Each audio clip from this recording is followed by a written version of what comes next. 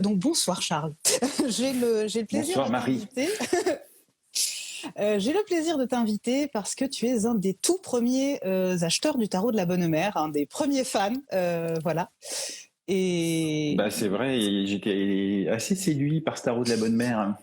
Bah, il est étonnant parce que il respecte à la fois les archétypes du tarot de Marseille et en même temps il les revisite complètement avec une grande diversité de figures de saints d'ailleurs qu'on ne connaît pas en France. Donc elle est vraiment chercher une grande diversité. Et du coup, ça rapporte aussi une dimension sur des valeurs qui n'apparaissent pas forcément dans le tarot de Marseille. Et je trouve que c'est une approche qui est un peu intéressante et qui change de ce qu'on peut trouver à droite à gauche.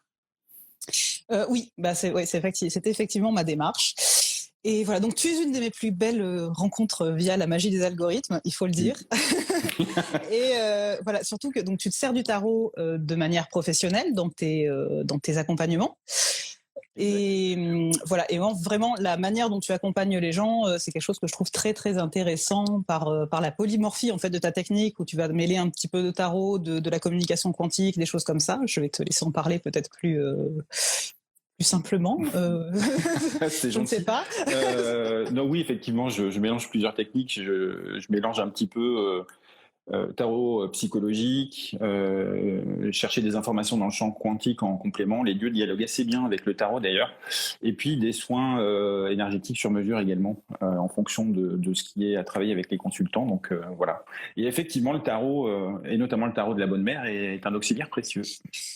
Voilà, et donc en tout cas, la raison pour laquelle je t'invite aussi précisément, c'est parce que dans ta vie personnelle, la Vierge Marie a une forte présence et un fort impact. C'est pour ça que j'ai voulu parler de son aspect spirituel au sens large, on va dire débarrassé de tous oripeaux chrétiens particuliers avec toi, parce que c'est vraiment une science et une connaissance que tu as. Alors, Oui. je vais corriger. Enfin, elle a une présence, mais qui est relativement. Elle a toujours été là, mais c'est une présence qui est relativement récente de manière consciente. C'est-à-dire que moi, j'ai été élevé dans la religion catholique par tradition familiale. J'ai mon écran, excuse-moi, j'ai mon écran qui se noircit, je ne sais pas pourquoi. Mais quand j'étais petit, très vite, j'ai trouvé que la religion catholique telle qu'elle était enseignée était assez rigide. J'aimais pas trop le concept d'église. Je trouvais que ça coupait en fait de quelque chose d'un appel spirituel qui pouvait être plus profond, parce que il y avait une espèce de vernis superficiel. Puis je trouvais aussi, entre parenthèses, que le Dieu de l'Ancien Testament était très cruel. Donc ça m'a choqué quand je lisais mes Bibles illustrées quand j'étais petit. Bref. Donc du coup, avec le temps, j'ai développé une pensée qui était un peu proche de celle de Carl Gustav Jung, qui parle d'une perte d'intériorité et de spiritualité dans la religion telle qu'elle est pratiquée. Et c'est un fervent anti-religieux, mais un très pro-spiritualité finalement. Oui. Parce qu'il dit que l'âme a naturellement une fonction religieuse, mais dans le sens spirituel du terme. Donc il faut vraiment l'entendre là-dessus. Et il dit que finalement le drame de l'Occident, c'est cette espèce de refoulement à la superficialité des choses, plutôt que de vivre les valeurs. Bon bref, donc avec tout ça, avec le temps, j'ai fini par me forger ma propre spiritualité un peu syncrétique, un peu mais inclusive, détachée du religieux, mais vraiment voilà. Et puis centrée sur l'amour et un certain nombre de valeurs. Et du coup, forcément, il y a une valeur, une figure de la chrétienté qui est hyper accessible et qui incarne vraiment ces valeurs, c'est la figure de la Vierge Marie. Celle du tarot de la Bonne Mère. Oui, j'en ai sorti plein d'autres. T'en as sorti plein d'autres ? J'en ai sorti plein d'autres pour en parler après, pour illustrer notre propos. Parce que ça n'a pas l'air, mais tout cela est préparé. Voilà, oui, effectivement, on a un peu la même dimension. Donc moi, j'ai grandi dans la religion catholique, mais j'ai pas eu de Bible illustrée parce que je suis pas allée au catéchisme avant très tard finalement, avant que j'entre dans une école privée pour des raisons indépendantes de la religion pour le coup, plus de sécurité et de qualité d'enseignement. Et vraiment, j'ai baigné dans... Mon arrière-grand-mère était une catholique très fervente, mais comme on l'est en Italie, donc avec quelque chose d'assez païen derrière. Et voilà, et ce culte, finalement, ce culte marial extrêmement énorme, quoi. Si tu as un problème, demande à la Vierge, elle t'aidera. Point. Et tu n'auras plus de problème. Donc voilà, donc effectivement. Et puis avec aussi une tendance, par mes parents, une tendance un peu New Age, méditation, bouddhisme, tout ça. Donc ce qui fait que finalement, je suis arrivée à une pratique assez syncrétique vis-à-vis de la spiritualité. Et dès que je suis rentrée dans une pratique, on va dire, religieuse cadrée, où j'allais à la messe, etc., j'avais ce regard un peu critique vis-à-vis du dogmatisme qu'on me proposait, quoi. Et ce que tu disais de ce vernis social et de cette superficialité dans la croyance, finalement. Oui, je comprends. Voilà. Donc, parlons de la figure de la Vierge Marie. Ce que je me propose de faire, c'est de dresser d'abord les grandes lignes de ce qui est sa représentation et son dogme dans la tradition chrétienne, qui est donc qu'elle est vierge. La question de l'Immaculée Conception aussi, qu'il ne faut pas amalgamer, parce que c'est pas du tout la même chose. Pourtant, on a tendance à les associer assez facilement. Voilà. Sauf que, en fait, c'est une erreur de langage, on va dire. La virginité est reconnue, la virginité mariale est reconnue par l'intégralité de la chrétienté, et y compris l'islam. Ça, je l'ai découvert très très récemment. Enfin, j'ai découvert en faisant les recherches. C'est que donc quand elle engendre Jésus de manière du coup magique, elle n'a jamais connu d'homme. Hein. C'est ce que dit l'Évangile de Matthieu, chapitre 1, verset 25. Elle n'a jamais connu d'homme. Et globalement, on dit en religion chrétienne que c'est ce qu'on appelle un théologoumène, c'est-à-dire que on le croit parce qu'on a la foi, et puis on se pose pas de questions là-dessus. Voilà, fin de la discussion.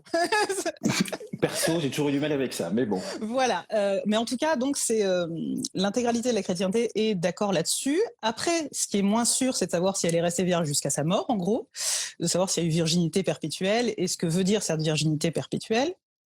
Parce que ça ne veut pas dire vierge de tout péché, finalement. Voilà, c'est ça. La question, c'est l'acceptation la plus généralisée, donc chez les orthodoxes et chez les protestants, c'est effectivement cette virginité de tout péché, de tout mal, que c'est quelqu'un de parfaitement qui a fait tellement de place à Dieu en elle, les sens du terme pour le coup. J'adore ton esprit vaguement ironique. Que finalement elle est vierge de tout péché pour toujours, puisque voilà. Mais il y a toujours dans la tradition catholique cette idée que oui, mais c'est la souillure charnelle, le péché ultime, blablabla, et donc qu'il faut qu'elle soit restée vierge jusqu'à la fin des figues. Voilà. Donc ça, c'est pour le côté virginal. Mais l'Immaculée Conception, c'est différent, en fait. L'Immaculée Conception, c'est de savoir qu'elle a été conçue elle-même par ses parents, vierge de tout péché, en fait. Qu'elle n'a pas apporté, elle a été créée exactement de la même manière qu'Ève, finalement, comme une première femme, une nouvelle première femme. D'accord. Qui soit affranchie de tous les péchés de ses parents, de tous les péchés de sa lignée et de toute l'humanité jusque-là. En fait, c'est vraiment... Elle a été créée comme une personne radicalement spéciale, et donc destinée à recevoir le Fils de Dieu. Je vérifie si j'ai pas oublié des choses. Donc c'est devenu un dogme dans l'Église catholique en fait qu'en 1854. Voilà. Donc c'est finalement assez récent. D'accord. La conception de l'Immaculée Conception, même si en fait dans l'intégralité des chrétientés orientales, elle est définie comme immaculée de toute façon depuis des temps très reculés, pour dire qu'elle est justement vierge de tout péché avant sa naissance et jusqu'à... alors dans la tradition orientale, la Vierge n'est pas morte, elle s'est endormie et les anges l'ont élevée au ciel. Donc c'est ce qu'on appelle le dogme de la dormition. D'accord. Et donc voilà, on voit qu'il y a des choses qui se recoupent dans l'intégralité des dogmes, y compris donc musulmans, comme je le disais tout à l'heure, sur le fait que c'était une personne extrêmement particulière. C'est une femme extrêmement particulière, dotée d'une pureté et d'une érudition aussi. Ça, je l'ai pas dit. Elle a eu une éducation formelle. Talmudique et enfin dans la religion juive extrêmement poussée, puisqu'elle a été élevée au temple, donc par le clergé juif de manière très érudite. D'accord, chose que dans notre inconscient collectif moderne, l'éducation des femmes, à cette époque-là, on n'imagine pas en fait. Oui, alors que ça se faisait. Ça se faisait quand même assez, peut-être pas très couramment, mais ça existait en tout cas. C'est juste que, on dit d'ailleurs, je ne sais plus à quel moment, que justement quand les parents de la Vierge apprennent qu'ils vont avoir une fille, oui, mais une fille n'est pas un homme, parce qu'en fait ils avaient prévu, du coup, s'ils arrivaient enfin à enfanter, qu'ils donneraient leur enfant à Dieu, justement, mais au sens qu'ils seraient prêtres. Et mais c'est une femme, mais qu'est-ce qu'on en fait? On la consacre quand même à Dieu, parce que c'est possible de lui fournir cette éducation-là, et bon, à un âge, il faudra quand même la marier, tant pis, elle sera entre guillemets plus à Dieu, et finalement, elle sera la mère de Dieu, donc on retombe sur nos pattes. Et oui, il y a aussi quelque chose que j'ai pas dit. On reste en fait dans la tradition virginale. On est aussi sur quelque chose de très ancien. Dans l'Antiquité, il y avait toutes ces figures de prophétesses, toutes ces vestales, les prêtresses à la déesse Vesta en Rome antique ou dans d'autres traditions, où effectivement les femmes savantes étaient forcément vierges parce que en fait elles n'étaient pas mariées. Parce qu'elles étaient mariées à une connaissance, à une force spirituelle, à quelque chose de différent. Mais avec même la conception que si elles perdaient leur virginité, elles perdaient leur pouvoir. Oui, tout à fait. Alors, est-ce que ça n'explique pas le fait qu'on ait fait de Marie une vierge éternelle? Ça peut expliquer. Moi, je ne dis rien. Je laisse les gens faire forger leur propre opinion. En tout cas, ce qui est sûr, c'est que c'est la mère de Jésus, donc la mère de Dieu pour les chrétiens. Et c'est effectivement cette appellation de mère de Dieu ou de mère de Jésus qui est la plus courante et la plus généralisée. Voilà, donc on dit Théotokos dans la tradition orthodoxe, donc mère de Dieu, et dans le Coran, on fait référence à Jésus comme Jésus, fils de Marie. Donc il y a cette filiation, en tout cas, qui est très, très certaine et très sûre. Oui, les sources ont été recoupées. Exactement, les sources ont été recoupées. Et du coup, maintenant, on va parler de comment elle est représentée habituellement. Donc ça, c'est la représentation du tarot de la Bonne Mère. Et sachant que tu vas avoir des choses à dire sur les symboliques. Alors, on pourrait peut-être juste préciser, avant de poursuivre, que quand tu parles de la Bonne Mère, tu fais référence aussi à une inspiration particulière. Tout à fait, tout à fait. Oui, c'est vrai que comme j'en parle souvent. Donc la Bonne Mère, c'est la basilique Notre-Dame de la Garde à Marseille. Donc quand j'ai voulu faire un tarot de Marseille, étant plus ou moins, je suis provençale, je suis pas de Marseille précisément, et je reprends l'accent quand je le dis, je le sais. Donc la basilique Notre-Dame de la Garde, la Bonne Mère, c'est la mère c'est vraiment, tout Marseillais, qu'il soit chrétien, juif, musulman, athée, sa mère, c'est la Bonne Mère. Il y a deux religions, il y a le culte à la Bonne Mère et il y a l'OM. Point. Ok. Donc ça, c'est quand même quelque chose d'assez partagé. Je dis ça en plaisantant, mais c'est pas totalement faux. Et donc voilà, donc le tarot de la Bonne Mère, c'était justement en me disant, voilà, je vais faire un tarot de Marseille chrétien, donc forcément, il y a la figure centrale de la Bonne Mère. Et je voulais faire un tarot qui soit dédié au tarot psychologique, au tarot introspectif, et vraiment à quelque chose de bienveillant et qui fasse un gros câlin, mais en même temps qui donne les informations nécessaires au développement personnel. Ouais, il arrive à piquer quand même un peu, mais c'est ça qui est intéressant, c'est que dans la bienveillance, il est obligé de mettre un peu de lumière sur des parts de nous qu'on va pas forcément chercher d'habitude. Donc c'est ce qui est vraiment bien. Qui aime bien, châtie bien. Si tu le dis. Et donc voilà. Quelque chose à ajouter ? Non, ça me paraît assez exhaustif. Dans ces représentations, qu'est-ce qu'on peut dire de ces représentations ? Donc elles sont diverses et variées. Après, il y a des motifs qui sont récurrents dans la tradition catholique, pour le coup uniquement catholique. C'est par exemple donc la lune sous ses pieds, les 12 étoiles autour de sa tête, et le serpent sous ses pieds aussi, et tout ce qui est rose associé les fleurs, les roses associées à Marie. Donc que ce soit la lune, les étoiles et le serpent, c'est directement inspiré de l'Apocalypse selon saint Jean, qui dit que une femme revêtue de soleil avec la lune sous ses pieds écrasant le tentateur, ou je sais plus. C'est la figure du serpent qui tente Adam et Ève, qu'elle piétine. Mm-hmm. Et les 12 étoiles, 12 parce que les 12 tribus d'Israël, parce que les 12 mois de l'année, parce que les 12 apôtres, le chiffre 12 est partout dans la Bible, donc c'était pas étonnant qu'il y ait 12 étoiles autour de sa tête aussi, qui sont là. Et qui sont aussi sur d'autres représentations de la Vierge. Mais il y a de toute façon un fort amalgame Vierge Marie étoile. Depuis toujours, on l'appelle l'étoile du matin aussi, etc., ou l'étoile de la mer. parce que, en fait, c'est l'idée de clarté et de guide. Elle va nous guider à la lumière du soleil. Enfin, il y a quelque chose de très cosmogonique et de très, très, très, très ancien là-dedans, où c'est l'étoile qui annonce le matin et le soleil qui vient, où effectivement le Dieu, l'entité divine masculine serait le soleil, quand l'entité divine féminine serait la lune ou les étoiles. On a vraiment ce vocabulaire-là qui revient, quoi. Mais donc elle est aussi protectrice des marins dans beaucoup de traditions.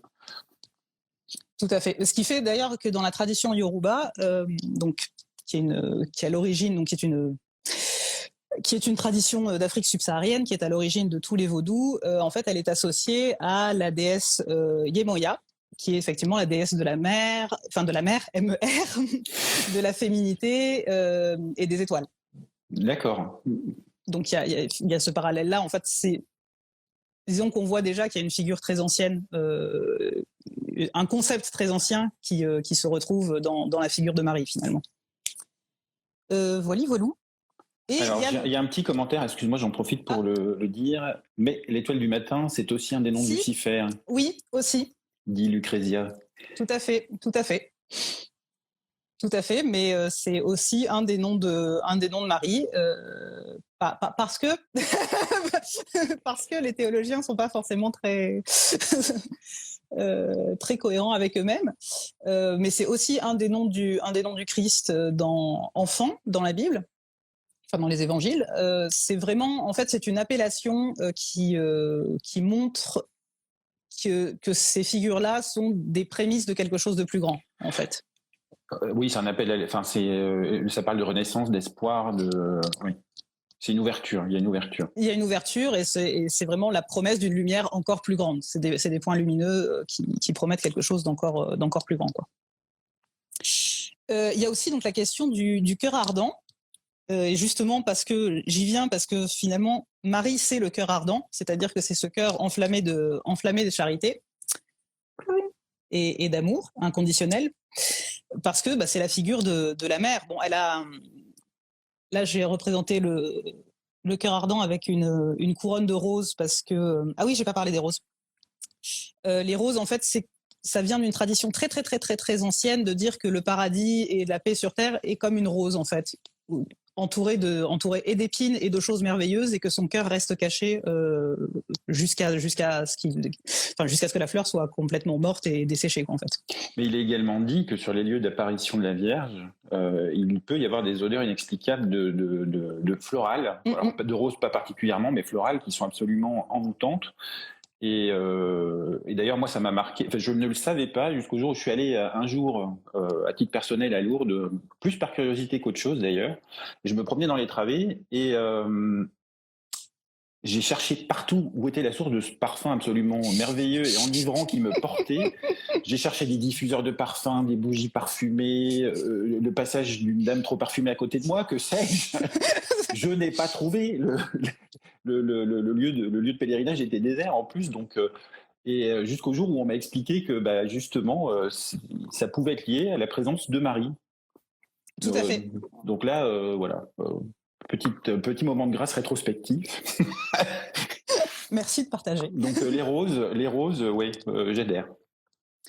Et voilà. Donc, et là, oui, j'ai représenté aussi avec la dague qui lui transperce le cœur, pour la douleur d'avoir perdu son fils, bien entendu. On peut imaginer que, voilà, pour n'importe quelle mère, c'est quelque chose de tragique à vivre. Donc, que fait-on avec tous ces symboles ? Plusieurs types de représentations. C'est là que j'ai fait tout. J'ai sorti toute ma collecte. Donc, il y a bien sûr la Vierge mère du Christ, donc là avec Joseph, en sainte famille tout à fait habituelle. Et il y a toutes les séries de Vierges à l'enfant, en fait. Oui, qui est le plus classique. Qui est le plus classique, et où on voit, donc là c'est Mater Amabilis, donc mère aimante, Mater Misericordiae, donc mère de miséricorde. On voit que tous les adjectifs qui lui sont accolés, traditionnellement, sont toujours des adjectifs de l'amour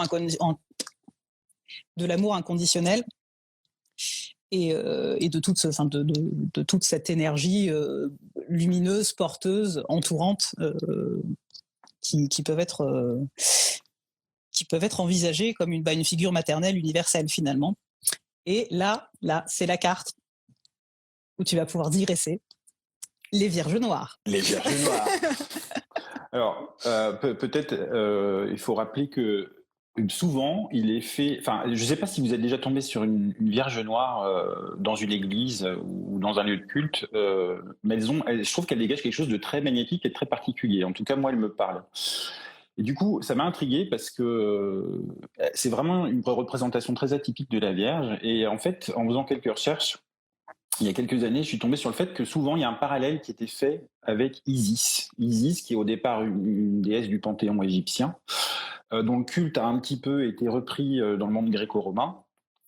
Mais à partir du moment où la chrétienté a émergé dans les différents berceaux de la chrétienté, en fait, très vite, Isis a été perçue comme une menace par l'Église chrétienne, et notamment les apôtres, parce que les adjectifs qui vont, ou les qualités qui sont reconnues à Isis, parmi beaucoup d'autres, c'est entre autres l'amour inconditionnel, un pouvoir de guérison. Or, le pouvoir de guérison, c'est un pouvoir qui est attribué à Jésus quand même dans le Nouveau Testament. Tout à fait, ouais. Donc, en fait, c'était une guérisseuse qui était un peu en concurrence avec le Christ et puis la mère divine, Mère Marie, justement. Donc, finalement, entre le 4e et le 6e siècle, la plupart des temples qui étaient dédiés à Isis ont été transformés en églises dédiées à la Vierge ou détruits, évidemment. Cela dit, il y a des statues d'Isis ou des représentations d'Isis qui sont restées plus longtemps, qui ont survécu plus longtemps. Par exemple, la dernière représentation qu'on ait en France dans une église, c'était dans l'abbaye de Saint-Germain-des-Prés, et elle a été détruite en même temps que l'abbaye en 1514, par exemple. Mais il y a des survivances du culte d'Isis dont on trouve des traces dans le centre et le sud de la France. Donc voilà, il y a on pense que Isis progressivement s'est transformée au fur et à mesure en Mère Marie, et que donc le lien peut se faire dans le centre et le sud de la France par ces représentations fréquentes de la Vierge Noire, qui sera en fait Isis à la base. Voilà. Ouais, c'est cool. Et voilà, donc je pense que maintenant on peut parler des. Oui, il y a aussi bien entendu les représentations. Bienvenue à ceux qui nous rejoignent. Oui, j'ai vu qu'il y a quelques commentaires. Bienvenue. Alors je ne sais pas comment on fait défiler, j'ai peur de faire des bêtises. Je vais regarder. Les Vierges Noires, ma famille est polonaise. Oui, la Vierge de Tchéchokhova, oui. Je l'ai pas, j'ai pas sorti j'ai réfléchi. Oui, il y a celles de Lyon et de Soissons qui sont très très belles.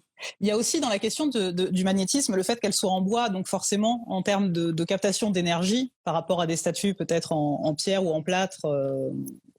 Je pense qu'elles ont aussi une capacité physique de récupérer beaucoup plus d'énergie et d'en diffuser. Oui, oui. Dans la mesure où c'est quelque chose de plus vivant, le bois. Et puis accessoirement, on les trouve dans des lieux de culte qui sont plus anciens. Et il peut aussi y avoir des espèces de ce qu'on appelle des points énergétiques telluriques qui renforcent ce qu'elles peuvent dégager. Donc, oui. Et il y a aussi donc la tradition de la Pietà, donc de la Vierge avec le Christ décédé, donc descendu de la croix, donc qui est une Vierge de douleur et de souffrance. J'étais fâchée jusqu'à très très très récemment, jusqu'à il y a 2 semaines, avec ce genre de. C'est vraiment récent. Hein. Ah, c'est vraiment récent. Jusqu'à il y a 2 semaines sur ces représentations-là, parce que effectivement, dans ma partie catholique de mon éducation, donc vraiment dans le catéchisme, il y avait ce truc assez culpabilisateur de si tu fais quelque chose, tu vas rendre Marie encore plus triste, tu vois. Passons. Oui, passons.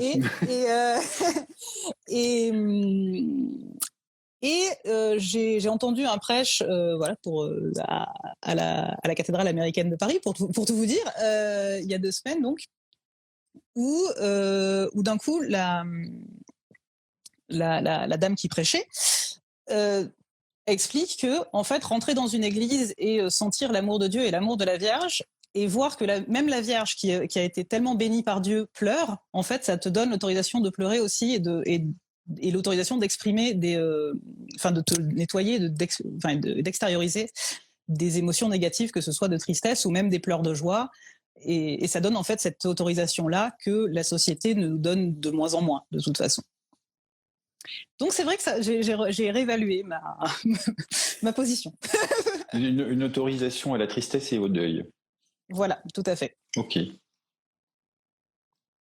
Donc, ça, c'est pour la partie chrétienne. J'ai fini mon introduction en théologie. Merci, mais c'est hyper riche et c'est hyper fouillé. Je suis sûr qu'il y avait moyen de raconter plus, mais enfin, c'était pas trop le propos de ce soir. Je me suis dit, j'ai réfléchi à est-ce que je parlais justement de l'Assomption, de la dormition, mais non, on va arrêter à un moment donné. Au pire, on fera un épisode bis. Exactement. Alors, la Vierge, c'est vraiment l'incarnation de la Mère divine. C'est vraiment l'incarnation de valeurs d'amour inconditionnel. C'est une figure qui est très accessible du coup pour beaucoup.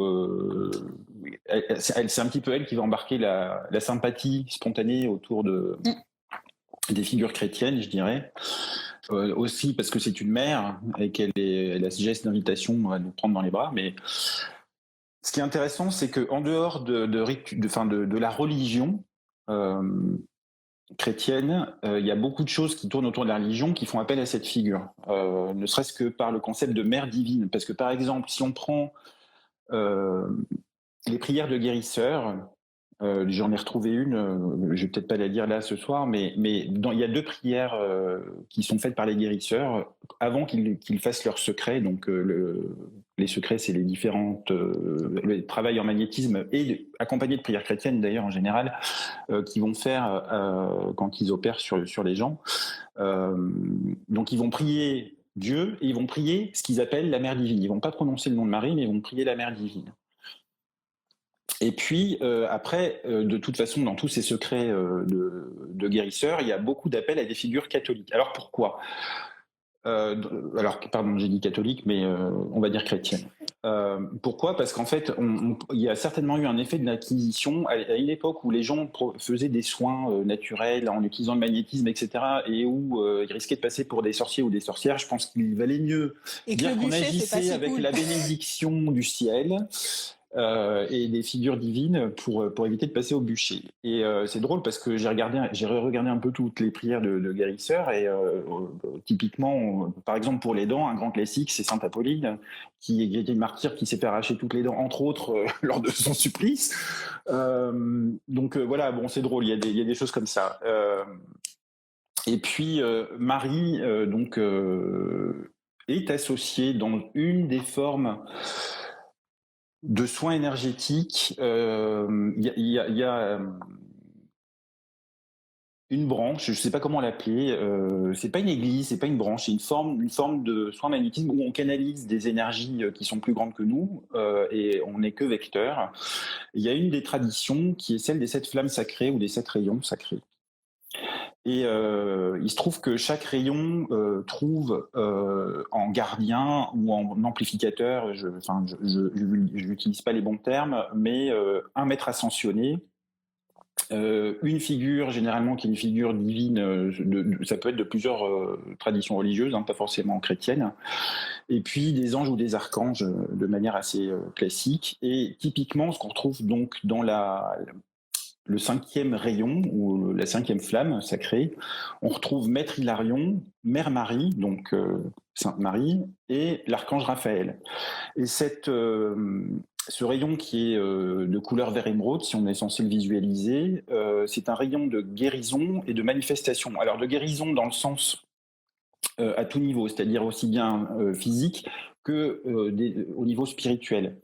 Et quand on parle de manifestation et d'abondance, c'est une manifestation qui est pas... Alors les gens la vulgarisent comme étant quelque chose qui va faciliter leur accès à l'abondance matérielle, mais c'est avant tout une abondance spirituelle, l'abondance du cœur, c'est-à-dire on ouvre le cœur et quand on fait circuler l'énergie du don, quand on donne de sa personne autour de soi, généralement ça nous revient, ça crée un cercle vertueux. Donc c'est une énergie d'ouverture du cœur qu'on sollicite parce que Marie représente cette capacité d'amour inconditionnel. Donc on parle d'ailleurs dans cette tradition-là, on parle d'abondance divine par le cœur immaculé de Marie, pour être plus précis. Donc je trouve ça plutôt intéressant de voir que des traditions non chrétiennes se la soient appropriées parce qu'elles représentent. On fait appel à sa qualité dans certains soins, voilà. Top. Merci beaucoup pour cet éclairage plus, disons, laïque. Oui, finalement, c'est pour ça aussi que j'ai mis une entrée vers la spiritualité, parce qu'effectivement, pour moi, et je pense pour beaucoup de personnes, d'ailleurs j'ai rencontré à travers ce compte beaucoup de personnes qui sont de tradition vraiment pas chrétienne, qui soit des personnes musulmanes, soit des personnes athées très convaincues, soit des personnes beaucoup plus attirées par le bouddhisme, etc., qui vraiment sont venus vers le tarot de la bonne mère pour effectivement son aspect d'amour inconditionnel et la manière dont la figure de Marie finalement appelle et parle à quelque chose qui est finalement une figure première et archaïque qui finalement est familière à l'humanité de tout temps ou presque, quoi. Oui, c'est un archétype, clairement.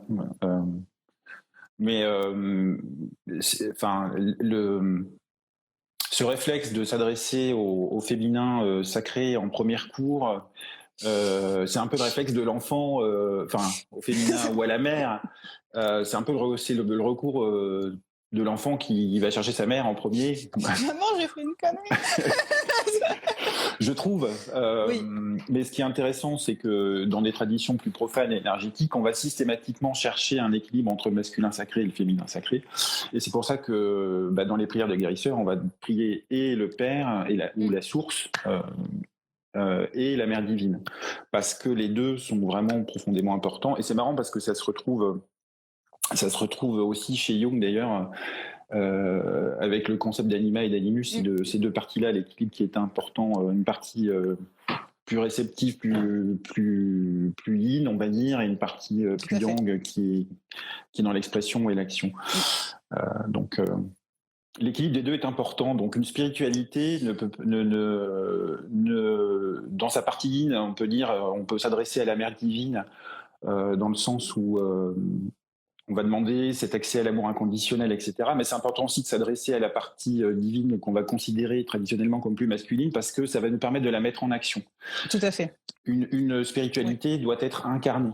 Et pour l'incarner dans la matière, il faut la mettre en action, il faut vivre ses valeurs, et d'où cet équilibre nécessaire entre le divin et la divine.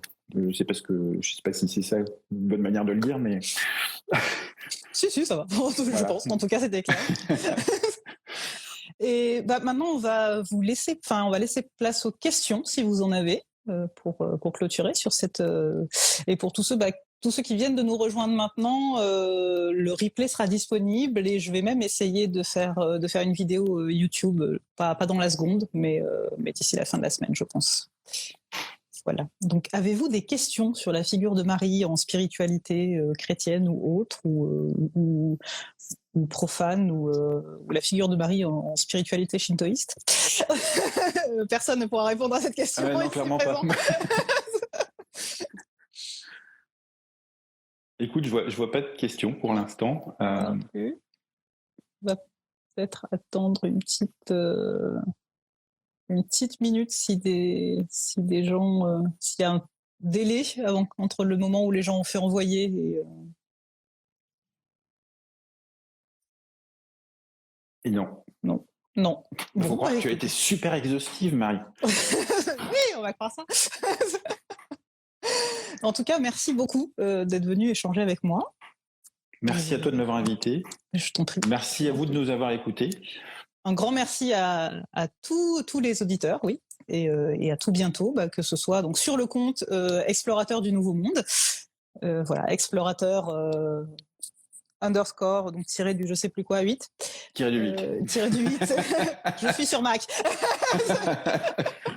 Tiré du 8, DU tiré du 8 monde. Non. Du nouveau monde. Il y a des tirés du 8 par des tirés. Voilà, exactement. Explorateur du Nouveau Monde. Je le mettrai à l'écran sur le YouTube. Voilà. Et un grand merci à tous encore, et puis à tout bientôt sur nos pages respectives. Et une très bonne soirée. Bonne soirée à tous, et bonne soirée à toi. Ciao. À bientôt.